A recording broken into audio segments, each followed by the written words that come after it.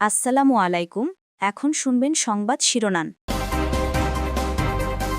দিল্লির সদিচ্ছা ছাড়া দণ্ডপ্রাপ্ত শেখ হাসিনাকে দেশে ফেরানো কঠিন, মত বিশ্লেষকদের। দলীয় প্রধানের ফাঁসির আদেশে আরও চ্যালেঞ্জে পড়েছে আওয়ামী লীগ। দ্রুত রায় কার্যকর দেখার অপেক্ষায় চাঙ্কারপোল আশুলিয়ার স্থানীয়রা। পররাষ্ট্র মন্ত্রণালয়ের সাজার নথি পাঠানোর প্রক্রিয়া প্রসিকিউশনে। প্রবাসীদের জন্য পোস্টাল ভোট বিডি অ্যাপের উদ্বোধন। দুঃসাহসিক যাত্রা, বললেন সিইসি। ত্রয়োদশ সংসদ নির্বাচনে ভোট দিতে পারবেন প্রায় 12,77,00,000 ভোটার।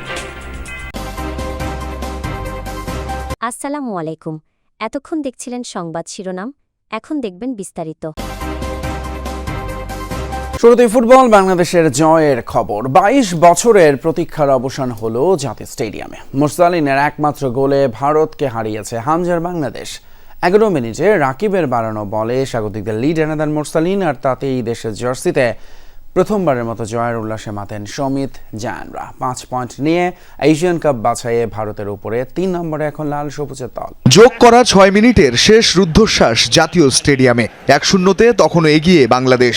শেষ গল্পে উল্লাসে মাতার অপেক্ষায় লাল সবুজের 24,000 দর্শক। অবশেষে বাজল শেষের বাঁশি। 2003-এর সাফ সেমিফাইনালের 22 বছর পর হামজা মুরসালিনরা লিখলেন ভারত বধের মহাকাব্য। ম্যাচ শুরুর পর মিনিট 10 বাংলাদেশের অর্ধেই ছিল বল, তবে তেমন কোনো সুযোগ তৈরি করতে পারেনি ভারত। উল্টো 11 মিনিটে রাকিবের বাড়ানো পাস থেকে গতিময় ফিনিশিংয়ে জালের দেখা পান মুরসালিন। 30 মিনিটে গোলকিপার মিতুল মারমার ভুলে গোল প্রায় খেয়েই বসেছিল বাংলাদেশ। তবে এবারও ত্রাতা হয়ে গোলরক্ষকের ভূমিকাটা পালন করেন হামজা চৌধুরী। ভারতীয় খেলোয়াড়ের ক্রস হেড করে ক্লিয়ার করেন হামজা। খানিক বাদেই মাঠে উত্তেজনা। তপু বর্মনের সঙ্গে ভারতের বিক্রমের সংঘর্ষে উত্তেজনা পৌঁছায় চরমে। তপু ও বিক্রম দুজনকেই হলুদ কার্ড দেখান রেফারি। সব পেরিয়ে 1-0 গোলে এগিয়ে থেকে বিরতিতে যায় হামজা সমিত। তৃতীয়ার্ধের শুরুতেই দুইবার গোল শোধের খুব কাছে গিয়েও ব্যর্থ হয় ভারত। মুরসালিন ও জায়ানের বদলি হয়ে নামেন ইমন ও তাজউদ্দিন। গোল শোধে মরিয়া হয়ে একের পর এক আক্রমণ শানালেও শেষ রক্ষা হয় স্বাগতিকদের। 78 মিনিটে তপু বর্মনের পেনাল্টি বক্সের বাইরে থেকে নেওয়া দুর্বল শট ফিরিয়ে দেন ভারতের গোলরক্ষক।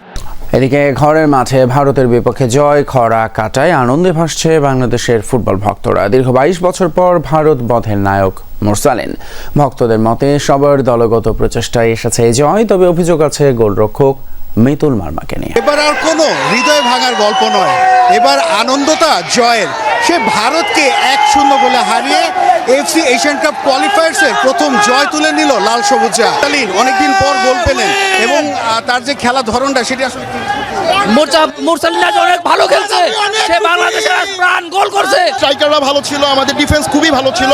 Hamza played really well and everyone played really well. Bangladesh এত বেশি কোয়ালিফাই করছে এটা আমাদের অবিশ্বাস্য ছিল। অনেক ভালো খেলছে, তাদের পার্সেন্টেজ অনেক বেশি ছিল। আমি অনেক এক্সাইটেড, বাংলাদেশ জিতছে আলহামদুলিল্লাহ, আমরা অনেক খুশি আজকে। ভালো খেলছে, স্পেশাল থ্যাংক ইউ হামজা এবং সম্মুখে। তবে একটা রিকোয়েস্ট, নেক্সট টাইম ডি বক্সে অনেক বল না ঘুরায়। খেলাকে এক্সপেক্ট যখন বছর শেষটা হলো ভারতকে হারিয়ে কেমন অনেক সুন্দর, অনেক আনন্দ।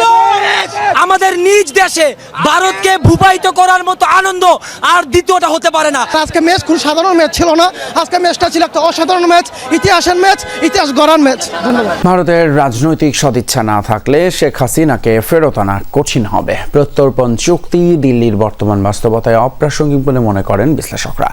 তারা বলছেন একমাত্র ভারতের জনগণ তাদের সরকারকে চাপ প্রয়োগ করে শেখ হাসিনাকে ফেরত পাঠাতে বাধ্য করতে পারে। বিশ্লেষকদের মত, দীর্ঘমেয়াদে দ্বিপাক্ষিক সম্পর্ক এবং স্বার্থ বিবেচনায় বর্তমান অবস্থান থেকে এখনই সরে আসার সুযোগ তৈরি হয়েছে ভারতের সামনে। 2013 সালের 8 জানুয়ারি ভারতের সাথে বাংলাদেশের বন্দি প্রত্যর্পণ চুক্তি স্বাক্ষরিত হয়।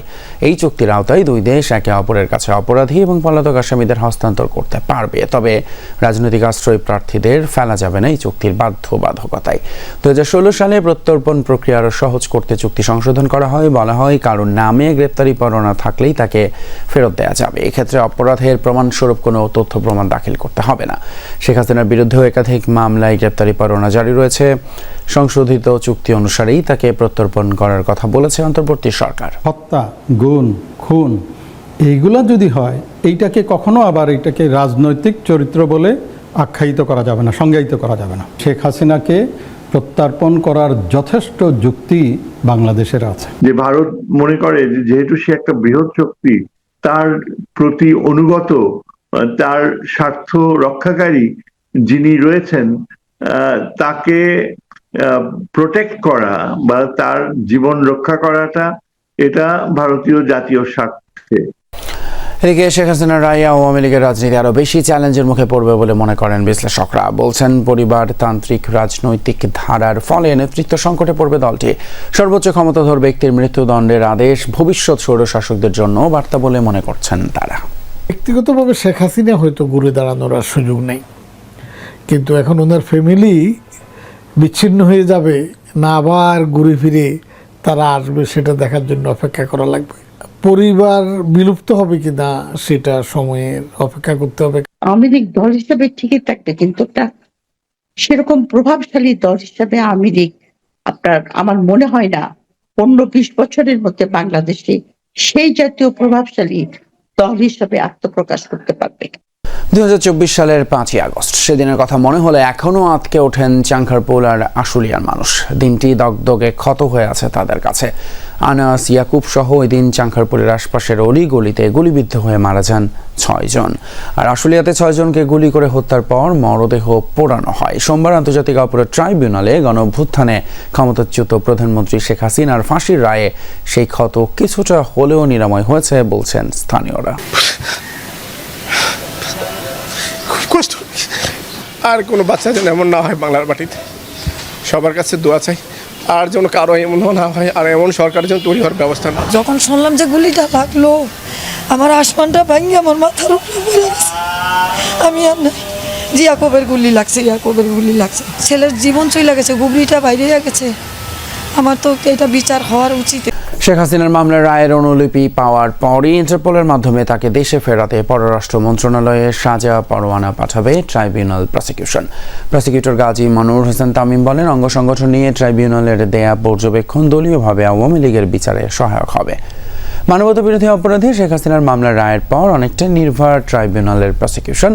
রায় প্রদানকারী বিচারকের প্যানেলও এদিন এজলাসে বসেননি। তবে মঙ্গলবার ট্রাইব্যুনাল 2-এ জুলাই শহীদ আবু সাইদ হত্যা মামলার 15তম দিনের সাক্ষ্য গ্রহণ অনুষ্ঠিত হয়। মঙ্গলবার সাংবাদিকদের প্রসিকিউটর গাজী এম.এইচ তামিম বলেন, শেখ হাসিনার মামলার রায়ের সত্যায়িত অনুলিপি হাতে পাওয়ার পর তা জেলা ম্যাজিস্ট্রেট এবং কারাগারে থাকা চৌধুরী আব্দুল্লাহ মামুনের কাছে পাঠানো হবে। প্রবাসী ভোটারদের জন্য পোস্টাল বিডি অ্যাপের যাত্রাকে দুঃসাহসিক দাবি করে সিইসি বলেছেন, এক্ষেত্রে সচেতনতা এবং আস্থা তৈরি একটি বড় চ্যালেঞ্জ। 150টিরও বেশি দেশ প্রবাসী ভোটের কার্যক্রমে থাকবে বলেও জানান তিনি। এর আগে ইসি সচিব বলেন, ত্রয়োদশ জাতীয় সংসদ নির্বাচনে ভোট দিতে পারবেন 12,76,95,183 জন ভোটার। নির্বাচন ভবনের অডিটোরিয়ামে পোস্টাল ভোট বিডি অ্যাপের উদ্বোধন অনুষ্ঠানে উপস্থিত ছিলেন পুরো কমিশন সহ অ্যাপ ডেভেলপমেন্ট সংশ্লিষ্ট অনেকে।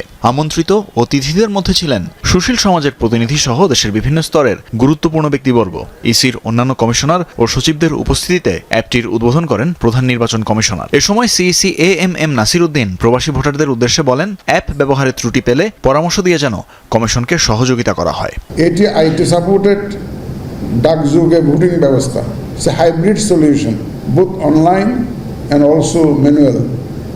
ভোট প্রদানের বিষয়টি ম্যানুয়াল, রেজিস্ট্রেশনের বিষয়টি অনলাইন। এর আগে নির্বাচন কমিশনার আবুল ফজল মোহাম্মদ সানাউল্লাহ প্রবাসী ভোটারদের ভোট সংক্রান্ত তথ্য গোপন রাখার আহ্বান জানান। সবার কাছে আমার বিনীত অনুরোধ যে আপনারা আপনাদের ভোটের গোপনীয়তা রক্ষা করবেন।